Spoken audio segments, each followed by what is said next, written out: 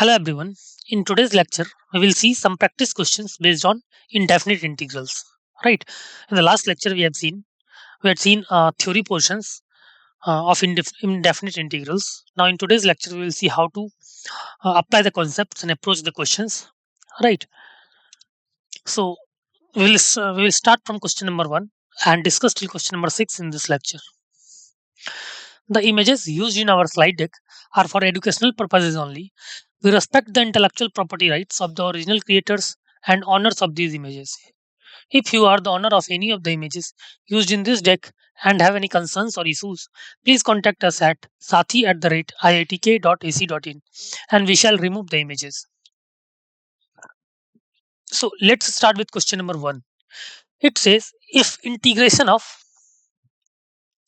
dx upon x plus x to the power 6 is basically px, then we have to find integration of x to the power 6 upon x plus x to the power 7 dx is equal to. So see, the hint of this question will be, or see, you can directly write, take x as common, then it will be x into 1 plus x to the power 6. And in the numerator, you can write x to the power 6 plus 1 minus 1, right? And you can easily break this in partial fraction, right? Using partial fraction. Okay. So in this way, you can approach this question. You have 10 seconds to solve this question. After 10 seconds, we will discuss the solution.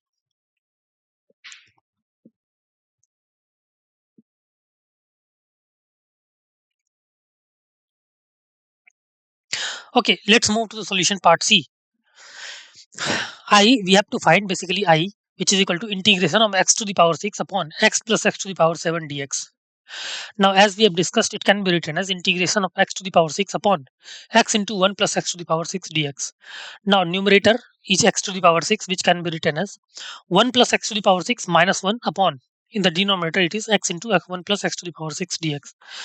Now, see, it can be written as further expanded I as c. 1 plus x to the power 6 upon x into 1 plus x to the power 6 can be written as integration of dx upon x minus integration of dx upon x plus x to the power 7. Now you can see that integration of dx upon x plus x to the power 7 is basically px, right? Therefore, I is integration of dx upon x will be log mod x, right? Therefore, I will be log mod x minus px plus c. Clear? So I think option A is the right choice. Log mod x minus px plus c. Got it? Okay, let's move to the next question. Question number 2, which says integration of x cube minus 1 upon x to the power 4 plus 1 into x plus 1 dx is equal to. So the hint of this question is C. You can apply uh, many methods like C. You can write x cube minus 1 as x minus 1 into x cube minus 1 as x minus 1 into x square plus 1 plus x. Or C, you can do partial fraction. Also you can apply C, break the denominator as the highest power, right? As the highest power, you can take x power 4 common, like that. So by this method, you can approach this type of question, right? So you have to decide which method you want to apply, so that we will reach to the answer in the easiest way. Okay, right? So you have 10 seconds to solve this question. After 10 seconds, we will discuss the solution.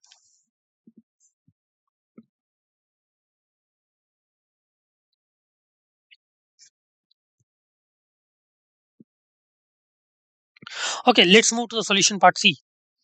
As we have discussed, I is equal to integration of x cube minus 1 upon x to the power 4 plus 1 into x plus 1 dx. Therefore, it is equal to integration of C, x cube minus 1 can be written as x cube plus x to the power 4 minus x to the power 4 minus 1, right? Clear? Upon x to the power 4 plus 1 into x plus 1. Why we have written x to the power 4 minus x to the power 4? Because if we take C, integration of, we have taken x to the power 3 common, which will be equal to x to the power 3 into x plus 1 minus x to the power 4 plus 1 upon x to the power 4 plus 1 into x to the power 4 into x plus 1 dx. Now it can be written as integration of x cube upon x to the power 4 plus 1 minus dx upon x plus 1, and it can be written as c. If you take x to the power 4 plus 1 as t, then this will be 4 upon 1 by 4. Then this will be equal to dt upon t, 1 by 4 dt upon t, which will be equal to 1 by 4 log x to the power 4 plus 1 minus log x plus 1 plus c. Clear? Right? So I think option C is the right choice. C is the right choice. 1 by 4 log 1 plus x to the power 4 minus log 1 plus x plus c. Got it? Okay, let's move to the next question. Question number 3, which says integration of x plus 1 into x plus 2 to the power 7 into x plus 3 dx is equal to. Right. So the hint of this question is you can assume x to the power 2. So you can assume x plus 2 as t because it has power 7, right? So if you assume x plus 2 as t or z, then x plus 1 can be written as c. Then x will be basically equal to z minus 1, z minus 2, right? Therefore, you can write x plus 1 in terms of z and x plus 3 in terms of z also, right? Then you will get product of integration, and it will be in the simplified form, right? Right. So this concept you can apply in this question. Okay, you have 10 seconds to solve this question. After 10 seconds, we will discuss the solution.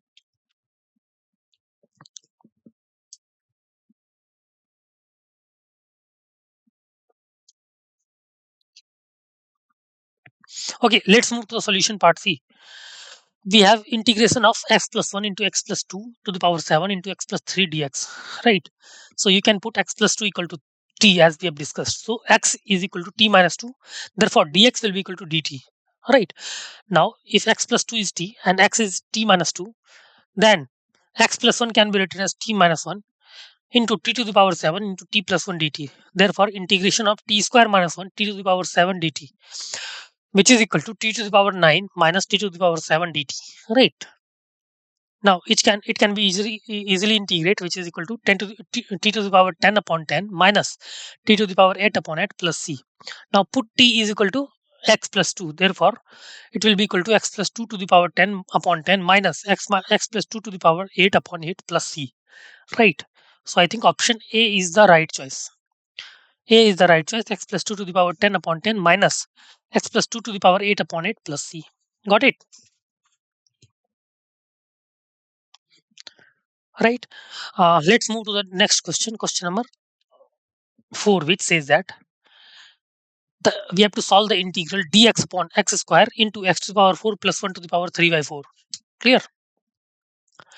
So again, hint of this question is you can take x to the power 4 this outside this bracket, which will be equal to x to the power 5, x to the power 5, x to the power 5 into 1 plus 1 by x to the power 4 to the power 3 by 4, right? And you can take 1 plus 1 by x to the power 4 as t, then minus 4 upon x to the power 5 will be dt, right? So again, you can write minus 4 upon 4, divide and multiply. Then you will get the equation in terms of dt upon t to the power 3 by 4, like that. Okay. So in this way, you can approach this question. Right. You have 10 seconds to solve this question. After 10 seconds, we will discuss the solution.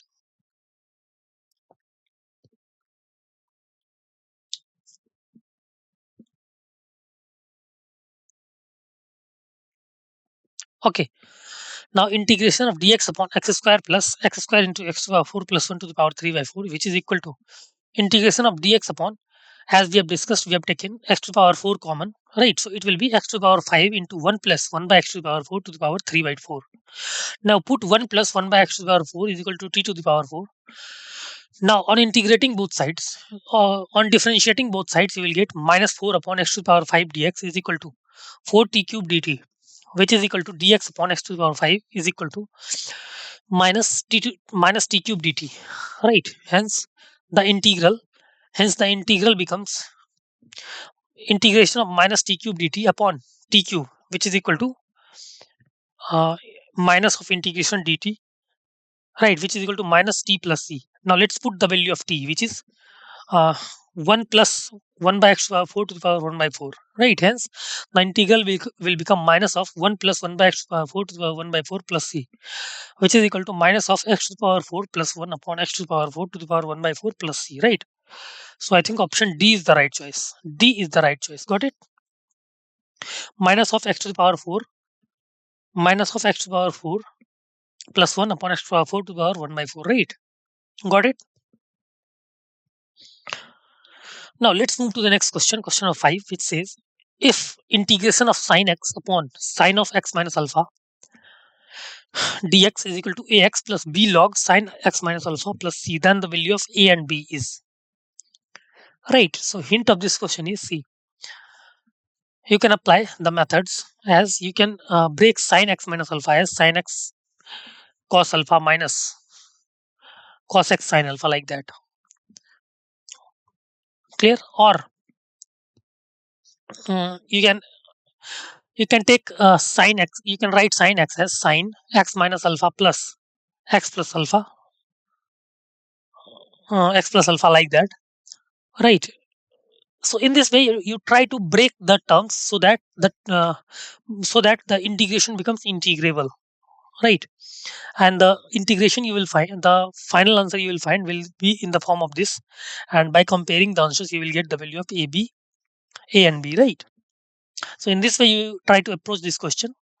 You have 10 seconds to solve this question. After 10 seconds we will discuss the solution.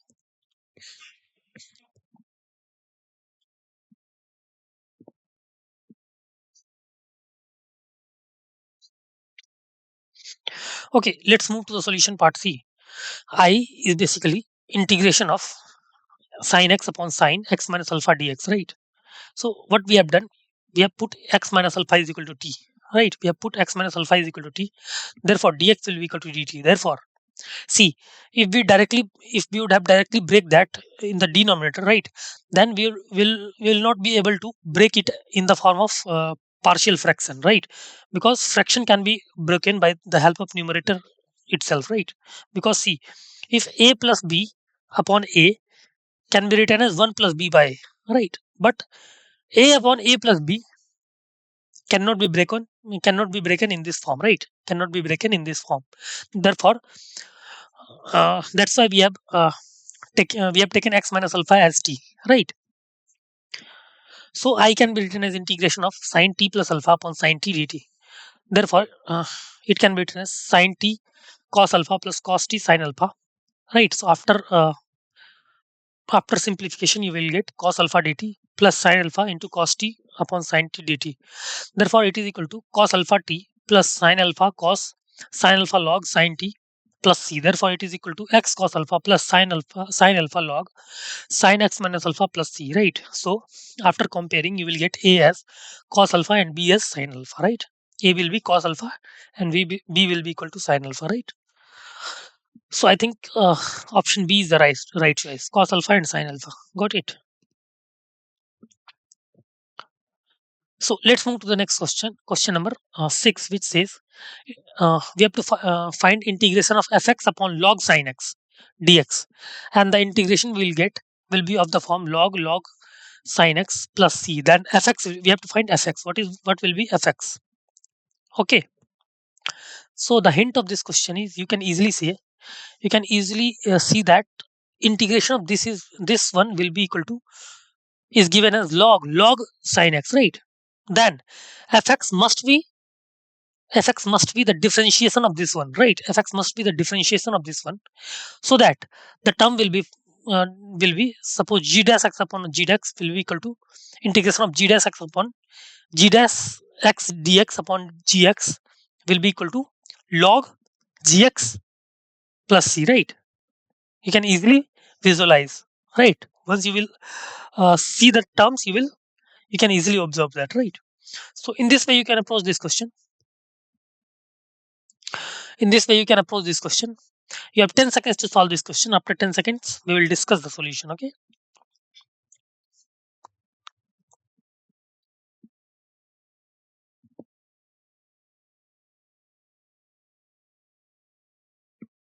Okay, let's move to the solution part C. As we have discussed, integration of fx upon log sin x is equal to log sin x plus c. Now, fx can be written as d upon dx of log sin x, right? Therefore, integration of f dash x upon fx dx, right? Integration of f dash x upon fx dx is equal to log fx plus c, log fx plus c. Clear? Which is equal to, therefore, which is equal to cot x, right? Which is equal to cot x. Got it? Got it? So I think option D is the right choice, cot x. D is the right choice. Fine. In this way, we have discussed different types of questions based on indefinite integrals. Hope you understood the concepts and how to approach these types of questions. And hope you liked the lecture. Okay. Thank you so much.